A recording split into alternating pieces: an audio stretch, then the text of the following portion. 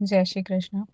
શ્રીનાથજી ચરિત્રામૃતમાં આજે આપણે સાંભળશું ચંદનને ચંદને ફસાવ્યું, ભાગ 1 અને 2. પરમાત્મા, આજે બહુ પ્રસન્ન લાગી રહ્યા છો કંઈ? આવા દર્શન તો આજ પહેલા મને ક્યારેય નથી દીધા. શું વાત છે?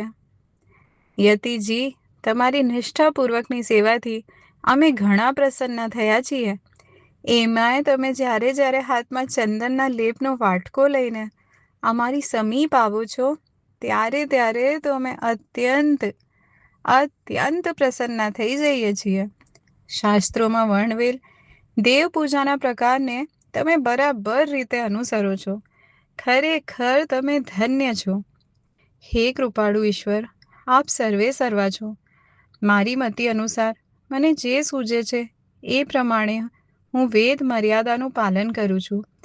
છતાંય જાણે અજાણે જો મારાથી કંઈ અપરાધ થઈ જતો હોય તો આપ મને અવશ્ય ક્ષમા કરજો અને આપના ચરણોમાં રાખજો.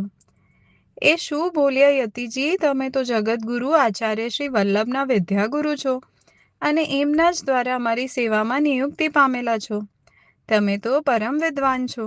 તમે કઈ રીતે અપરાધ કરી શકો? તમારી સેવા રીતિ તો વેદોક્ત પ્રકારની ઉત્તમ રીતિ છે. બસ પ્રભુ, આપ મારી સેવાથી પ્રસન્ન છો એ મારે માટે મહદ ભાગ્યની વાત છે. હું એવું શું કરું કે જેથી આપ વધુ પ્રસન્ન થઈ શકો? કહેતા શ્રી માધવાનંદજીએ લેપના વાટકામાં આંગળીઓ બોળી.